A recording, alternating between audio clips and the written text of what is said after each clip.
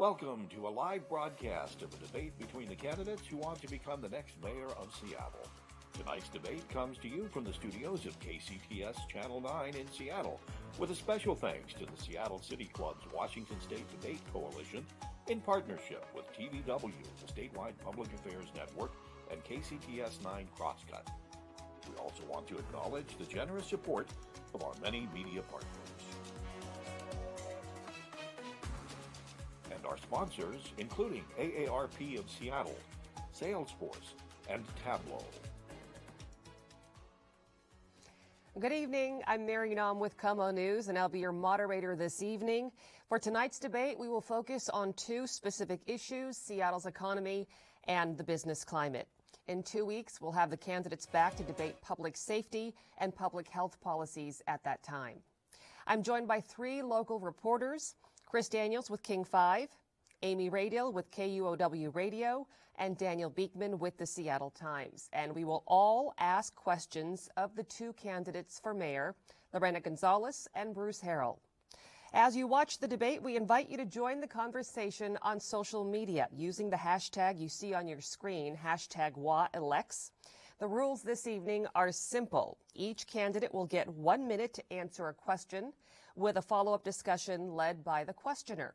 But first, each candidate gets 90 seconds to introduce themselves to the audience. The order was previously determined by coin flip. Bruce Harrell won the toss and has chosen to go first. Bruce? Thank you very much. Thanks for having this forum. I'm very excited. In 19 days or so, we'll have a newly elected person to run this city. And I will tell you that for the last 8 months, I've been talking to people in coffee shops and grocery stores and neighborhoods, walking with small businesses. They are starving for effective leadership, sort of a no-nonsense approach. They want the homelessness issue addressed with a sense of urgency. They want people out of the parks and off the sidewalks and out of tents. They want them to have warm water, and they want them to have heat, and they don't want to be demonized by saying they want the parks back, because they want them housed, and the people who want to be housed want services. We're not getting that from City Hall. We're getting finger pointing, excuse making, and I'm not seeing a sense of urgency.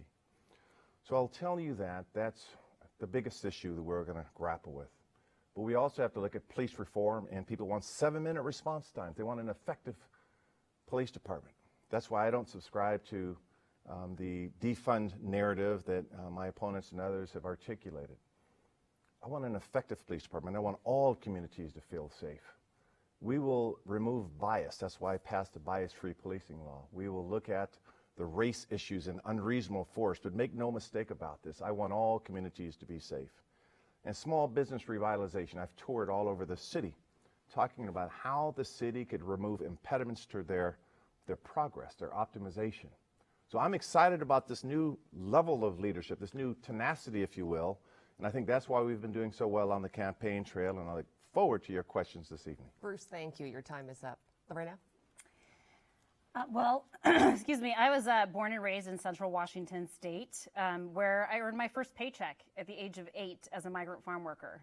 I did that alongside my parents and my siblings.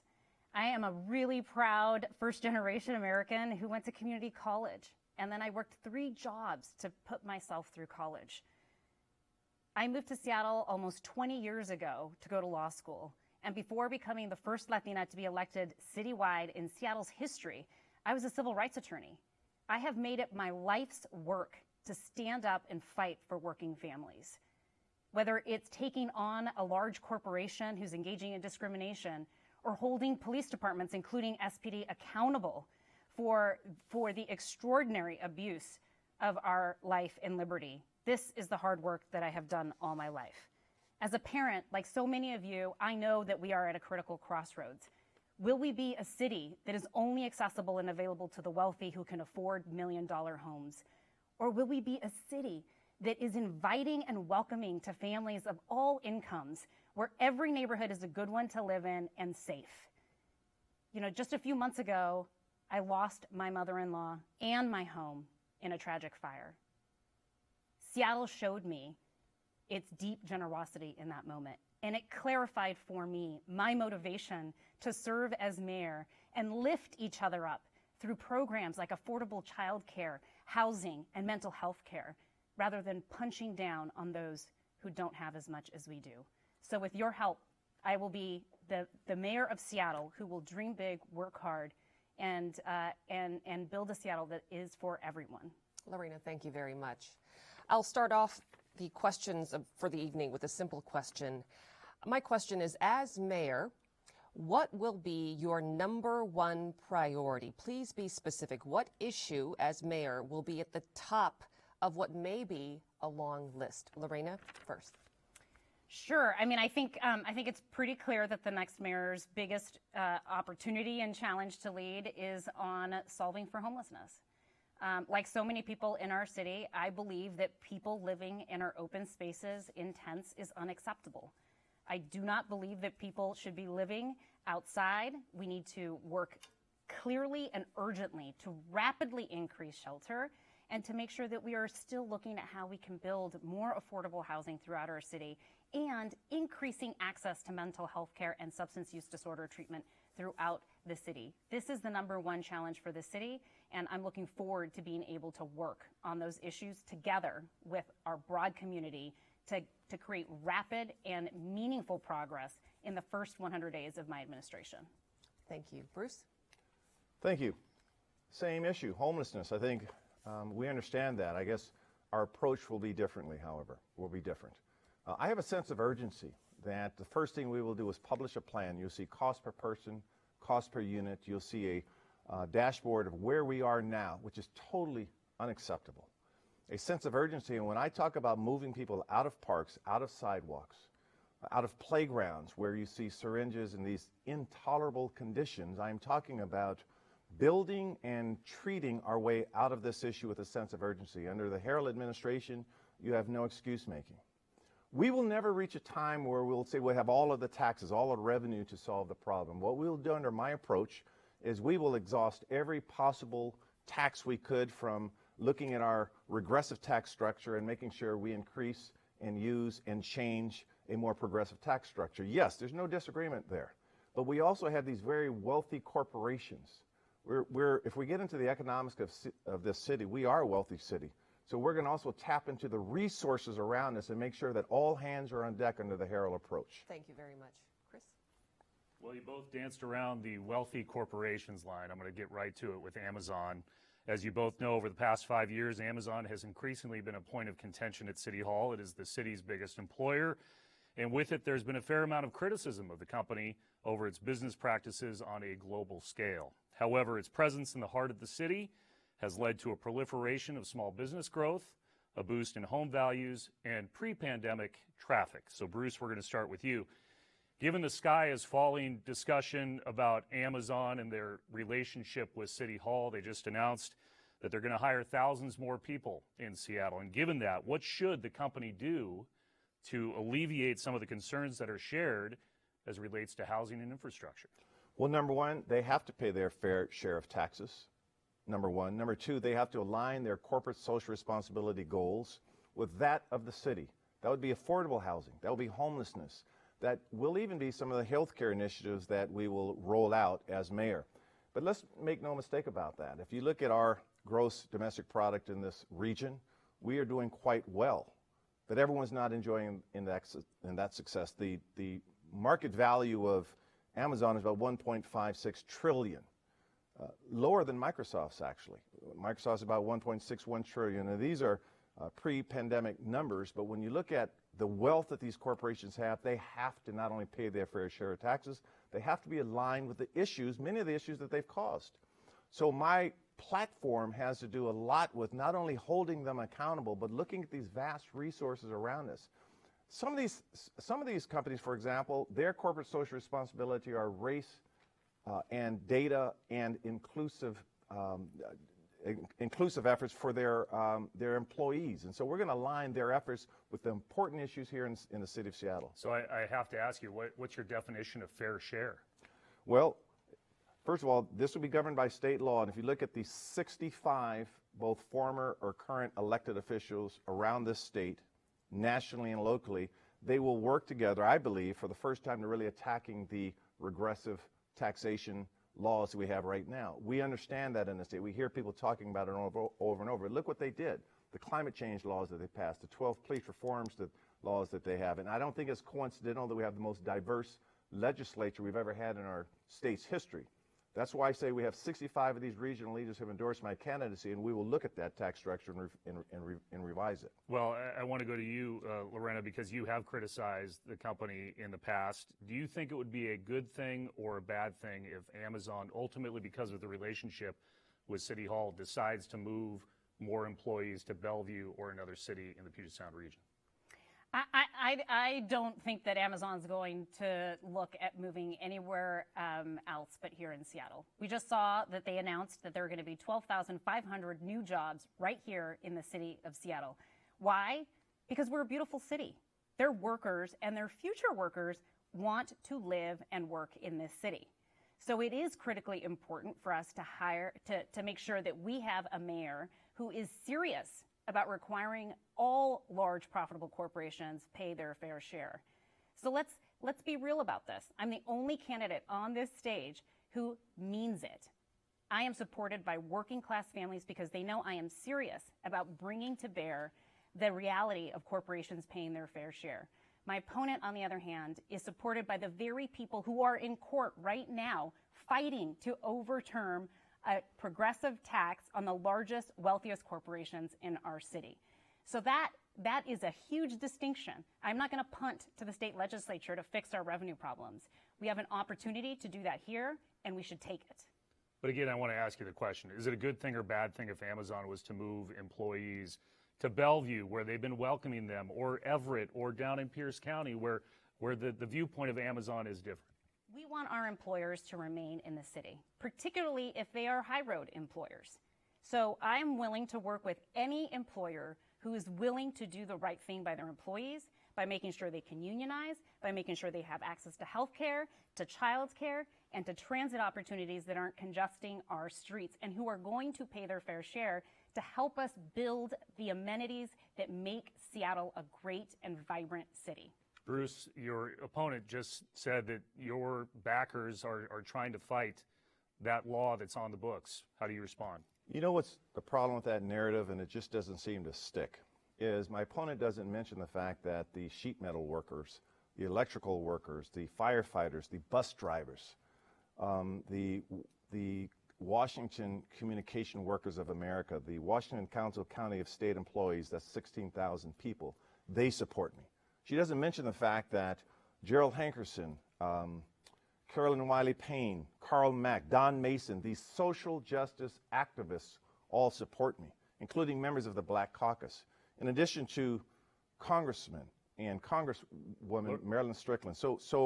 And she never points out what I've done to the detriment of people. My whole life I fought for underrepresented people. So that narrative just doesn't seem to stick. Well, I'm gonna let Lorena respond to that. Lorena.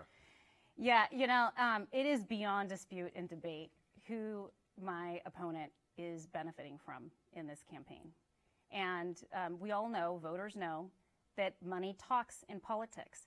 And it is beyond refute that my opponent is benefiting from hundreds and thousands of dollars from our city's real estate developers who have gentrified our communities and have evicted our poor working families into the streets, and by Trump's top state donor.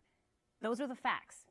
Follow the money, and the money will tell you that my opponent is benefiting in this campaign from those particular corporate and moneyed interests in our city.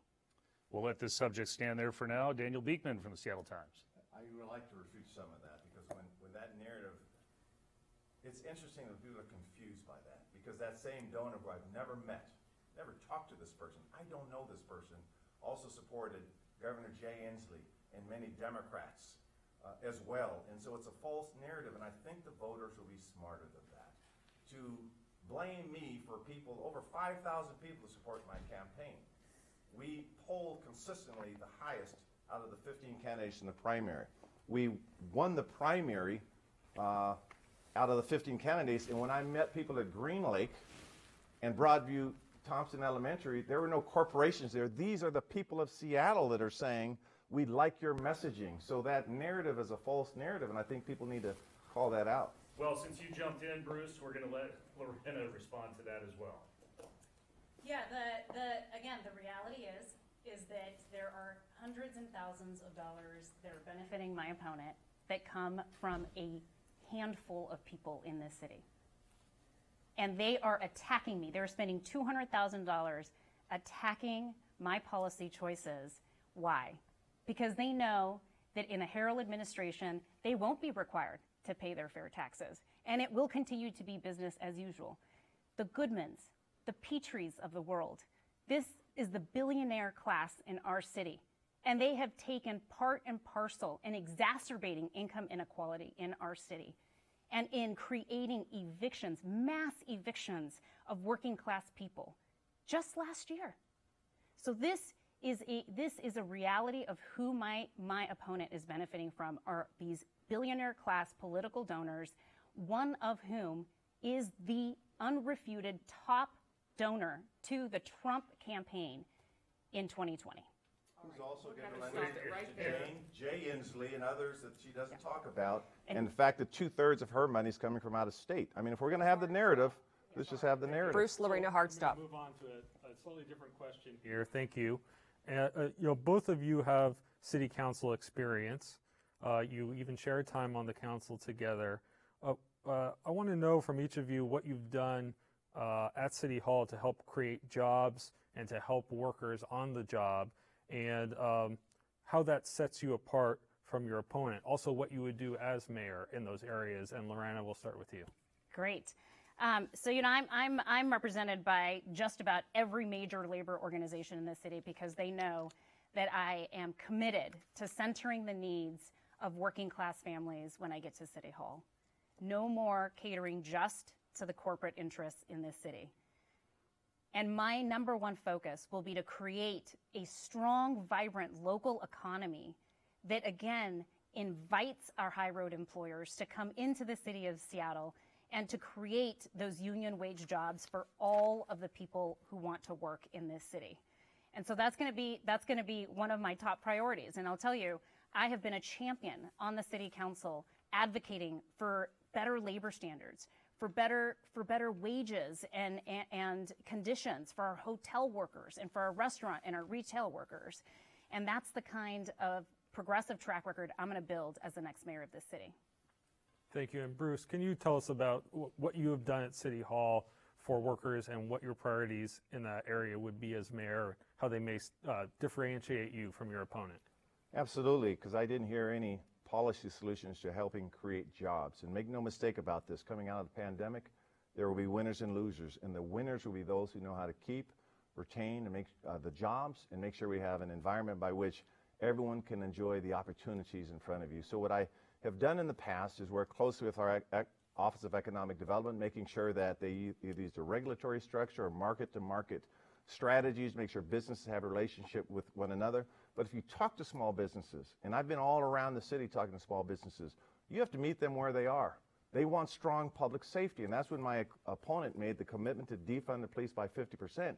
She missed the mark because they want safety for their employees and for their customers, number one. Number two, I will share with you that when the government gets out the way, I do not take jobs for granted. I do not assume that any of the small, medium, or large organizations will still be here in Seattle, because if you look at the job loss that are occurring, we are driving jobs outside of Seattle. So under the Harrell administration, you will see us actually work relationships with these organizations, making sure we have small business to large business relationships. I see you giving me the nod to wrap up. But I do not take our job environment for granted by any stretch of the imagination. That's why my family said, come here for jobs. Okay, thanks. And Lorena, you heard what your opponent has to say. He said that he didn't hear specific policy proposals from you. So how do you respond? You know, here's the problem with my opponent's perspective in the area of jobs. He has a top-down approach. He believes that a trickle-down approach is the much better approach. OED doesn't serve workers, it serves employers. The Office of Labor Standards is a key part of how we increase better working conditions so that jobs are good jobs.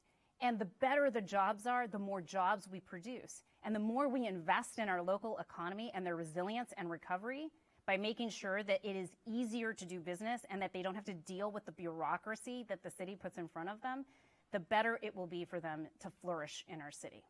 Bruce, do you want to respond to that? 30 seconds. Just quickly, the Office of Labor Standards does not create jobs. They are doing what they should do, which is protect workers' rights. The Office of Economic Development under our administration will double down on their approach to make sure we are creating jobs. We will use community block grant organizations, community development financial institutions, CDFIs, and we'll make sure that we have lending capital available for small businesses. We'll have an account system such that small businesses know exactly who in the city is responsible for them. It's too bureaucratic. So you're going to actually see an increased funding in our Office of Economic Development. You can't have jobs unless you have employers, and that's that's Economics 101. And so while we will make sure that OLS does their charter purpose, their purpose under the ordinance, we'll make sure we're creating jobs in the right department. Thank you. We invited our audience to submit questions, people who are interested in this race. This came from Jan in Fremont. It's about the future of how Seattle's going to look. The question is, can you please explicitly tell us how you would be willing to change zoning regulations in single-family or neighborhood residential areas to accommodate some of our city's increasing density? And Bruce, this goes to you for the first minute. Absolutely. So my opponent is fond of supporting the total elimination of single-family zoning, which is just not my narrative or my approach. That I still believe we have hundreds of thousands of unused zoning capacity that we should aggressively pursue. Increase density, increase height, certainly where it makes sense, but I think this is going to be a collaborative discussion.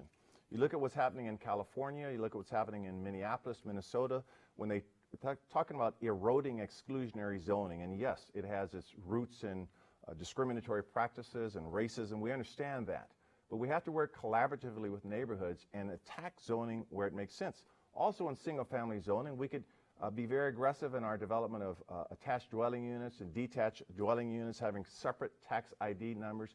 If we're going to build apartments, the other issue that I talk about that no one else talks about is the conversion from apartment buildings to condo ownership, because condo ownership is very difficult in this state. Legally, I've played a role in that. We are one of the most difficult states to convert. I want people to have generational wealth passed down, and that's why I'm not quick to say the total elimination of single-family zoning. This has to be a citywide discussion. We will lead it, but we're not going to come in and say we support the total elimination of single-family zoning. Thanks. Lorena? You know, we've been having a conversation as a city, as a society, for many, many, many years about how zoning impacts communities of color and low-income communities. Seattle, as progressive as we are not immune from the realities and the vestiges of racism that is left behind because of redlining practices. And when we look at this area, we know that the reality is that there's very little part of our city that is absorbing all of the growth in our city. And so I believe that it is important for us, in order to create a city that is not just available to the wealthy with exclusive neighborhoods and million-dollar homes, that we must reform our zoning laws to allow for more housing choice in our most attractive neighborhoods and invite more families of varying incomes into those neighborhoods to live with us and benefit from some of the prosperity that many of our low-income families and our working-class families have been excluded from, precisely because of the strict nature of our existing zoning laws. So let me ask a follow-up, and I'll bring it to both of you. But so 5 or 10 years from now, people are walking down the streets in what used to be single-family zoned neighborhoods. If you're mayor, how will those neighborhoods look? How will they be different, or how will they be the same? You know, I think they wouldn't be the same. They would be walkable, bikeable neighborhoods where you can, you know, get to a grocery store, a daycare, or your doctor within a 15-minute walk or bike ride. How many buildings are there? Are there apartment buildings on every street, or how should that part look? How dense will they be? You know, neighborhood planning that includes those voices who've been excluded from access to these wealthy, exclusive neighborhoods are going to guide and shape all of these decisions. But in order for that neighborhood planning to be real and to fulfill the promise of housing choice and accessibility to our currently wealthiest neighborhoods in the city, we have to allow for zoning changes to allow for that conversation to happen in the first place. So the city is going to be you know, a walkable, bikeable city that has you know, apartments and other kinds of home ownership opportunities that aren't just limited to $1 million homes like they are right now.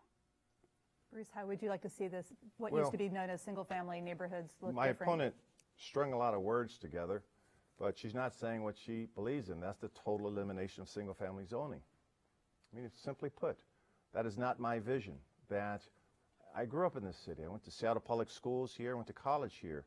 You cannot tell me that every neighborhood is conducive toward having many apartment buildings in their neighborhoods. And that's why this is going to be a collaborative approach. Now, we will lead the discussion with neighborhoods, with density experts, with urban planners. But the fact of the matter is, when I look at tree canopy, I look at open space, I look at the quality of life here in Seattle, that we have to examine where it makes sense first. And when we have hundreds of thousands of unused zoning capacity, this is not a litmus test as whether you embrace density or whether you want to squeeze everyone in a city. Let's grow together and have this discussion. And I think the city wants just straight talk on these issues. And if I'm one thing, I'm just a straight talker. So when I say I don't stand for the total elimination of single-family zoning, and I've heard her at forums saying she's saying that, here in this live debate, she strings these words together, but that's not the Seattle that I envision.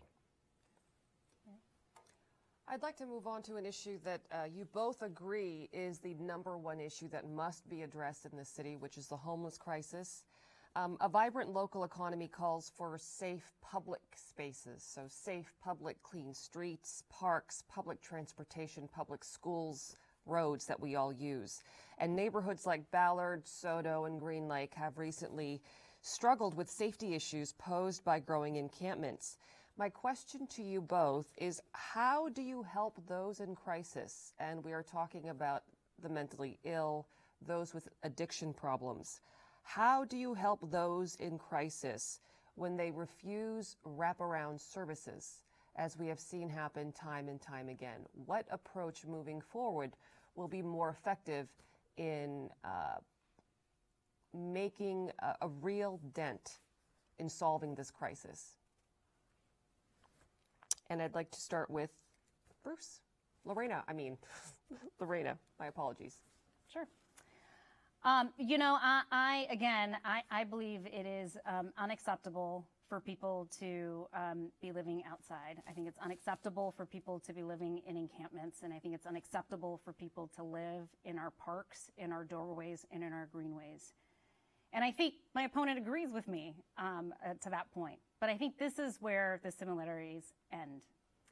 My opponent has been on record saying that his approach would be to make sure there are consequences for people for the government's failure to do our job, which is to make sure that there's a strong safety net and that we're increasing rapidly the available shelter that is unique and needed for each individual's need.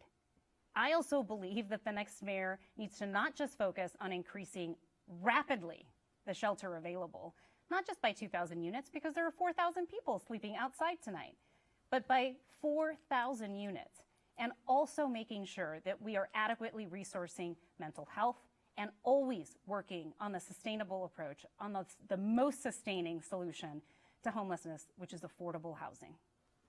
Thank you. Bruce? Sure. So many of you know my wife used to be the CEO of United Way, and she and I have been in this space of homelessness and trying to help the homeless population for decades. And so to suggest that I would criminalize poverty in any way just goes against everything I've been spending my life toward. Now, we have to also talk about the face of the homelessness. The face of the homelessness is multifaceted. Certainly there are people with mental illness and drug and alcohol issues. Some people just need a job, and that's why we are creating the Seattle Job Center. The fact of the matter is there are also people in there that are engaging in sex trafficking and preying upon the other demographics. And we do have criminal laws for a reason. And so when I talk about there being consequences, two things. Number one is we have to find out why they are refusing services. Number one, Only about 2% of the people do. 98% of the people are saying, I want services, I want a home. So if I could solve it by 98% of the problem, then that's pretty darn good. But I'm even concerned about that 2%. So perhaps I need culturally competent service providers. Perhaps I need someone that comes from their neighborhood or their demographic. By the way, these are people that I know out here. These are not strangers to me. So I have to figure out how to reach them. But if we're going to be honest in this city, and the next mayor has to be completely transparent and completely honest, there are also some unkind people in some of these encampments. And they are preying upon the others. And so I have to make sure everyone is safe and everyone protected. And when I say consequences, we'll treat each case on a case-by-case basis, but we can't ignore the fact that some of them are dangerous. I think a lot of viewers and listeners want to know how you would go solve the existing problem that we see. To that end, there are homeless families, the ones that we don't see, the single moms couch surfing with their child, living in their cars. There are a plethora of homeless people that we don't see at the parks, and they're trying to make ends meet, and they're trying to go to work and send their kids to school.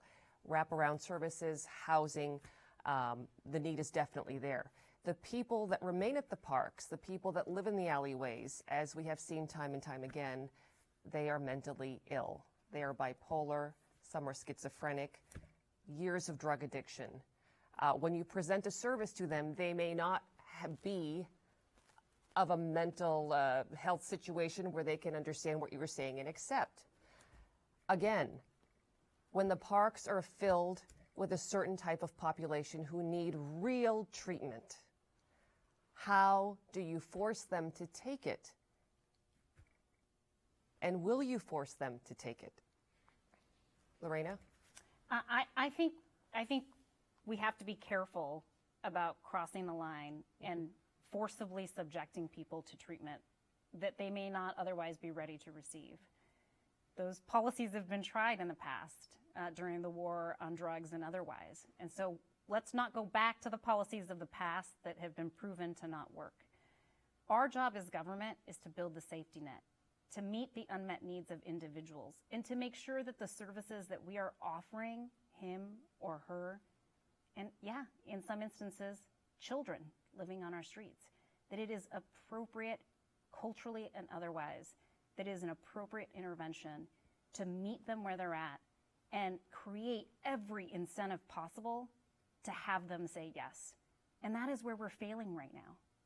So we can and must scale up our access to behavioral health and substance use disorder treatment.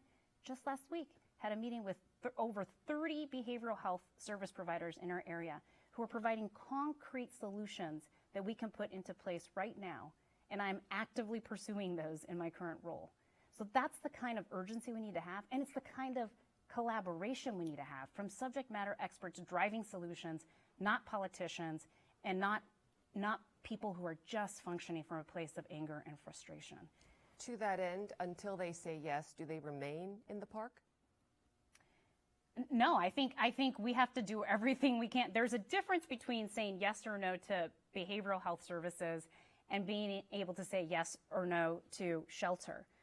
Our work is to, regardless of what your substance use, addiction might be in that moment, we can still provide you a low barrier, barrier-free shelter opportunity to say you cannot stay in this park. You have to go to a more appropriate place. I've also talked to a lot of community outreach workers who say, look, we just need about 8 contacts with folks at a minimum to be able to create the incentive and a clear plan to transition people out of our parks to a more suitable place while we work on those shelter options and on the housing options. And those are the kind of trauma-informed, people-focused strategies I want to be able to support. It's going to require resources, which is why I am proposing that we pay for those resources by making sure that the wealthiest and our largest corporations in our city are paying their fair share to fund those services, not at the state, right here in the city. Thank you very much. And Bruce, how do you respond to that? And I just want to be very clear. The question is worded this way specifically because until now, this is how the mayor's office has responded. No one is being removed until they accept shelter or until there is enough shelter space. So therefore, people who live near these encampments want to know, then do they stay put until they say yes? If that's the case, how do we get them to say yes? What is the strategy? Well, if my opponent is saying, no, they don't stay in parks, I would agree with that. That is a far different statement that has been said thus far on the campaign. That's good. We would agree. I will also say that based on my life's work and trying to help people, that I'm confident by hiring the best mental counselors, the best social workers, making sure they are compensated. That is a tough job. And in my plan, not only we talk about making sure people get the services, we talk about recruiting people from culturally competent areas to help do this work and looking at the bench strength, using the university structures. Many of you know I serve as a trustee at Western Washington University. My wife serves as a board of regent at the University of Washington.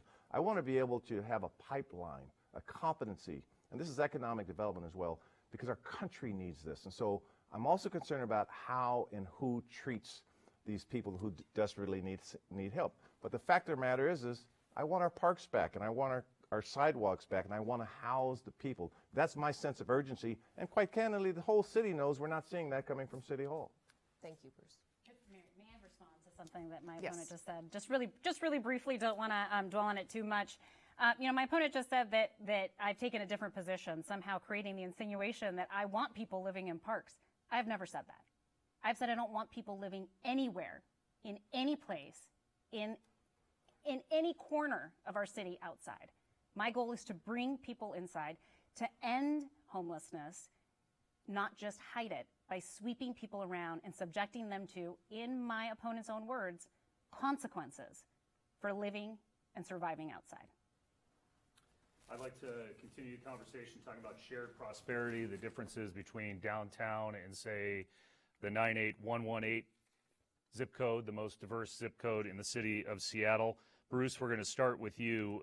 As you know, according to multiple reports and studies, minority-owned businesses receive less federal coronavirus assistance than their white counterparts. And it's fair to say that in the city of Seattle, communities of color outside downtown have felt there's never been the support from the city or the same emphasis for economic growth. How would you change that? Well, number one, I'm very proud to be supported by so many, literally dozens and dozens of BIPOC small businesses, because I've been doing this work for a long time. And so one of the things that I bring is relationship capital. I started a group called Performance First at the Puget Sound Regional Council, where we dealt with minority-owned businesses, introduced them to larger businesses, and said, judge us on our performance first, and that's why we called it that. So what you're going to see, again, through my Office of Economic Development, you're going to see these relationships done, and we will lead the way in terms of minority contracting. My wife was a leader at the University of Washington, making sure minority-owned businesses get their fair share of contracting. So the Seattle should lead with, in terms of port contracts, state contracts, county contracts. Seattle has the infrastructure to be on the leading edge of this kind of work, and that's what you're going to see under the Harrell administration.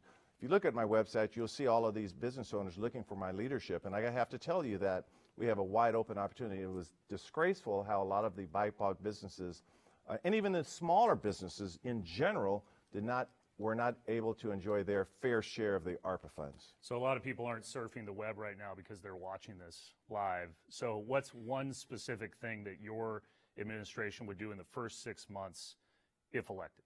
Yes, create a roster of minority-owned businesses, and then introduce those minority-owned businesses to all of the general contractors, and make sure that this roster, the certification process, is not only given to the general contractors, but make sure that this is given to all of the jurisdictions around, and then we measure. We go back and measure. Tabor 100, the leaders of Tabor 100, that's the work that they do. And the leaders of Tabor 100 are warmly behind me. So you're going to see relationship capital and measurement in terms of contracts, goods, and services. Lorena, you have campaigned on a recovery plan that you say is not downtown only, yet it's hard to dispute there are tens of thousands of jobs downtown that are tied to that engine, including restaurants, bars, clothing shops, dry cleaners. How will your plan help those small businesses that are banking on a recovery downtown? Yeah, no, I think small businesses, regardless of where their location is, are deserving of assistance and help from the city of Seattle. What I get worried about is a city hall that continues to cater to big business corporate interests in downtown only. And so my Prosperity for All plan really focuses on workers first. How do we make sure that our workforce is healthy, is being taken care of, has pathways to good jobs in our city? And we're hearing right now from many employers, particularly small business employers, who are having a heck of a time finding folks to work. Why? Because workers are making a decision to not go back to work because of poor wages, because of lack of access to health care, because of being sick of not having any real paid time off to spend with their families.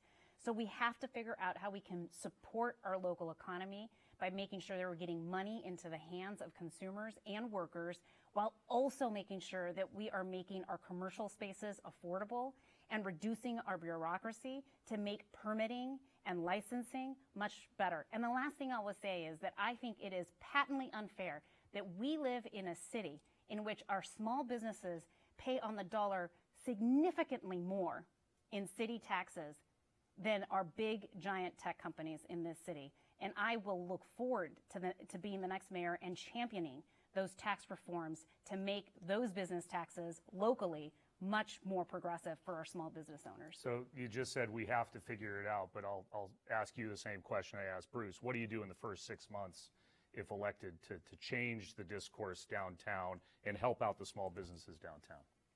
We do exactly what I just described. We assemble the task force that's going to be required, that has representatives from across every neighborhood district across the city, that is representative of small businesses. There's a current small business advisory council that the current mayor instituted. I welcome the opportunity and do intend to continue to have that kind of an advisory cabinet, advisory committee available to guide the work that's going to be necessary to continue to target our limited resources through ARPA and other pass-through funds to really help small businesses.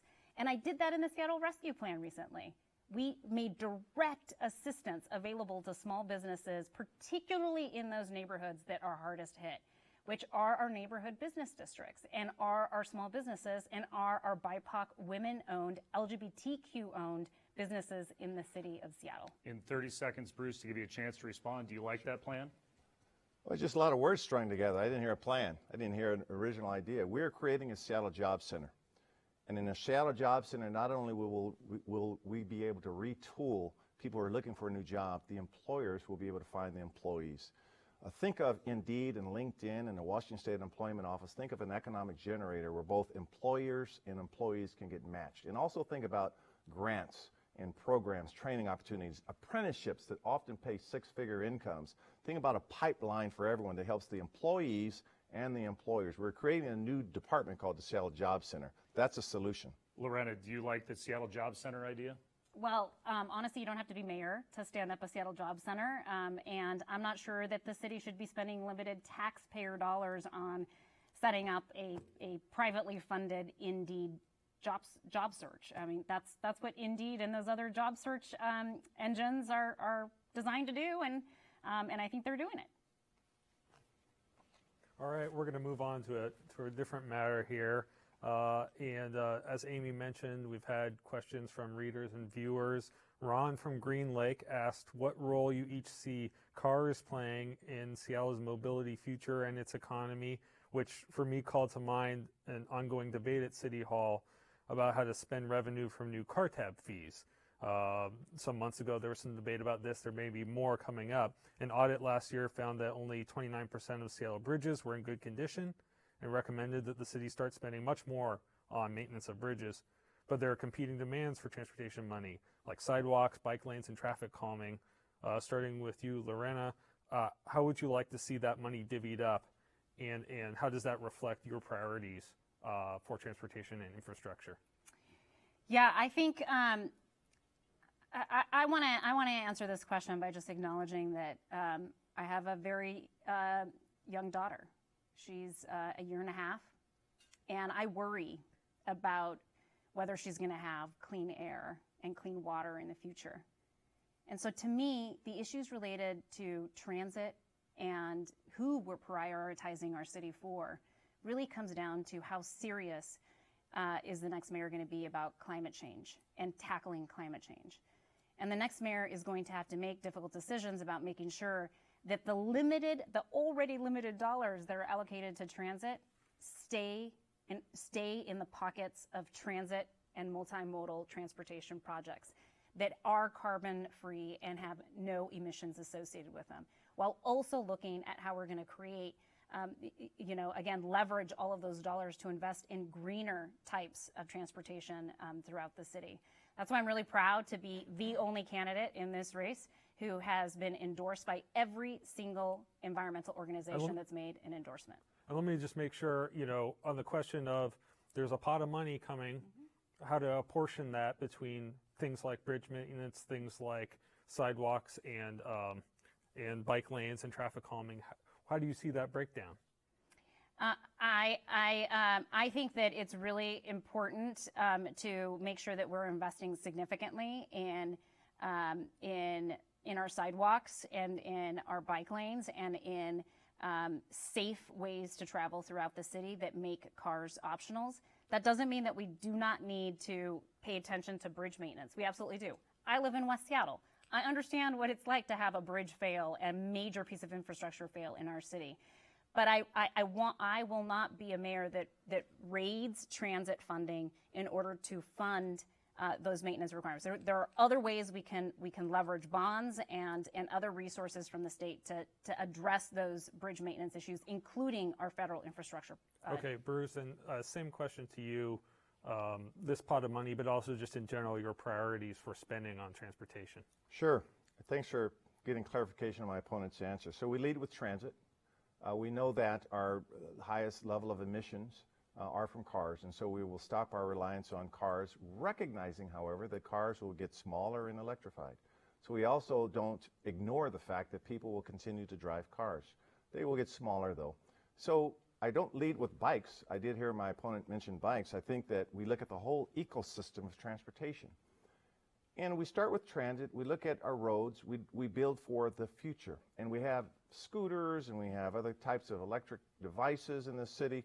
But we also have to lead with safety, our Vision Zero lens, because our city has to be safe. So as we incorporate bike lanes and car lanes and looking at how everyone gets around in our city, we have to lead with a safety lens. And so under my priority, we will start with transit.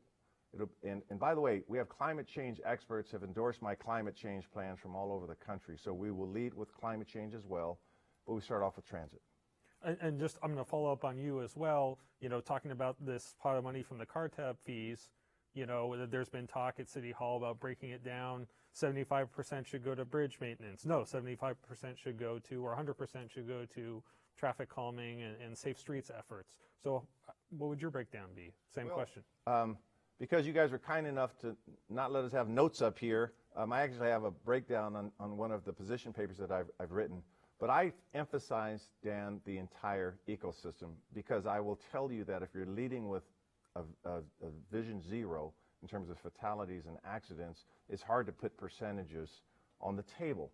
I will tell you that we have to have the best of the best in our transportation planning. I mean, it has to be open. Now, one thing we will do is we'll open up the data. You'll see exactly where our money goes, and it'll be a participatory process with some of our strongest transit advocates and transportation advocates while we work for the transit master plan here in the next couple of years. Thanks very much.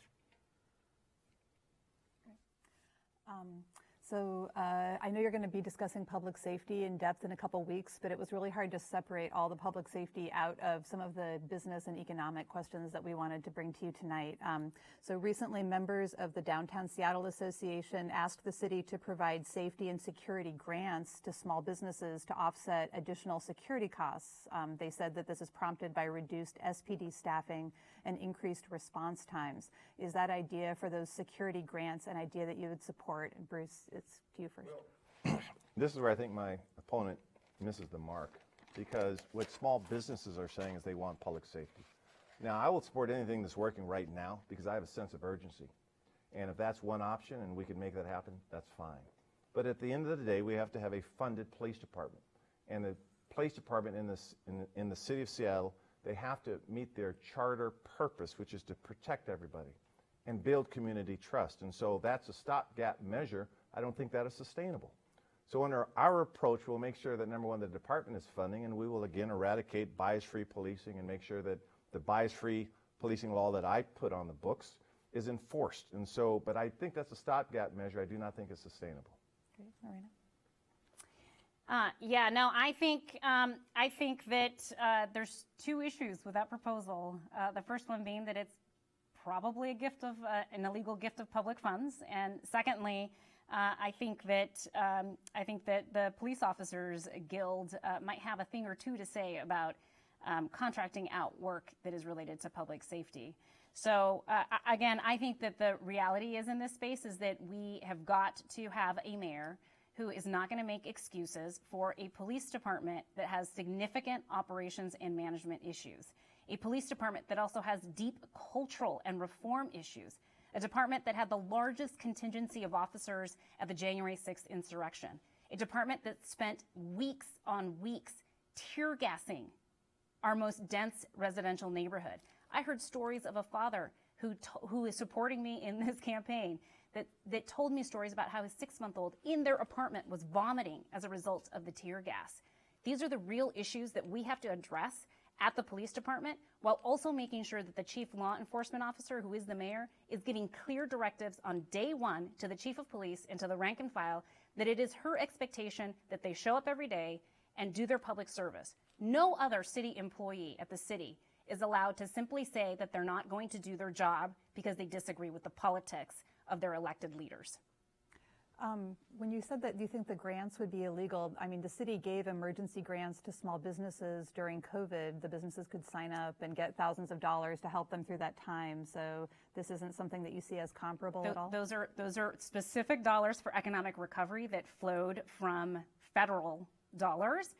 This request is for city taxpayer dollars that are bound by the Washington State Constitution for security service, for private security services. So I have significant concerns about how we square this potential proposal with the state constitution.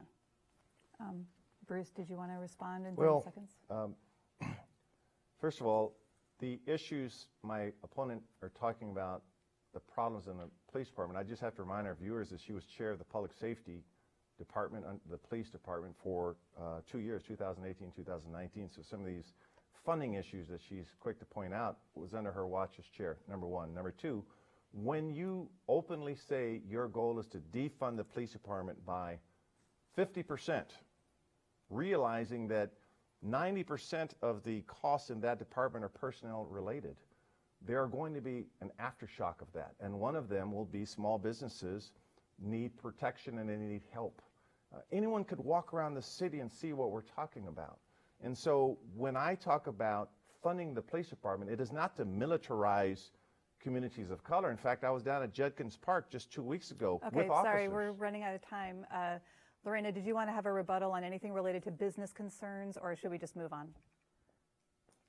Just really quickly, if I can. I think my opponent likes to point out that, or create an inference that somehow I was committed to divesting from the police department to invest in community because I have some animus against officers.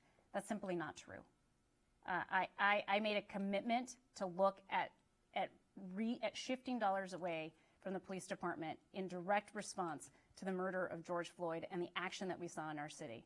And the reason I bring up those cultural issues within the police department is because the issues of staffing have predated me, certainly on the city council, and is a national issue.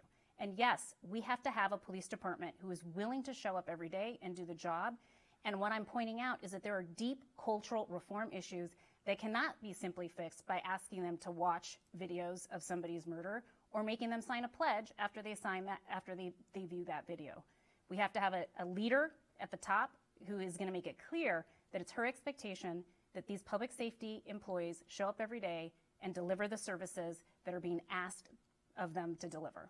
Okay, I'm going to ask So I'm going to ask that you guys keep your answers to 30 seconds just so we can get as much done as possible. And it is really kind of a follow-up question to what you both were just talking about when it comes to police and firefighters, because it may be a budget issue that you both have to deal with.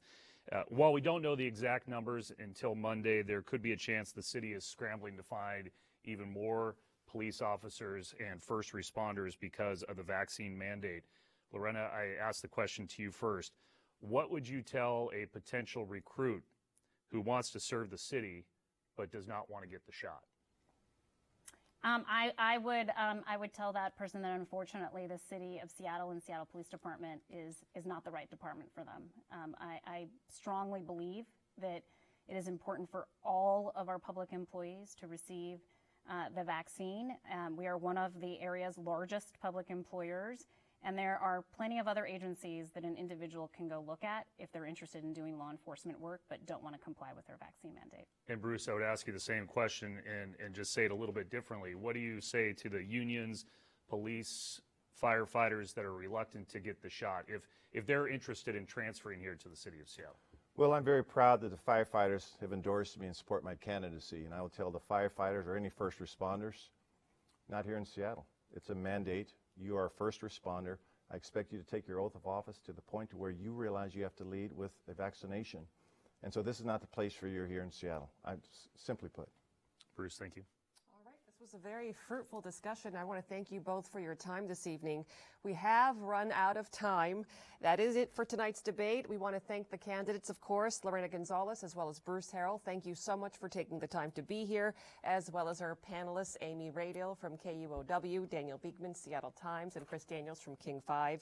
Our next debate is happening in 2 weeks. October 28th at 7 o'clock, and the topic at that time will be public safety as well as public health. Until then, don't forget that Election Day is November 2nd. That means you must have your ballot postmarked by that date or in a drop box by 8 p.m. that night. Thanks for joining us. Have a good night. Tonight's debate has come to you from the studios of KCTS 9 in Seattle, with a special thanks to the Seattle City Club's Washington State Debate Coalition in partnership with TVW, the statewide public affairs network, and KCTS 9 Crosscut. We also want to acknowledge the generous support of our many media sponsors. And our sponsors, including AARP of Seattle, Salesforce, and Tableau.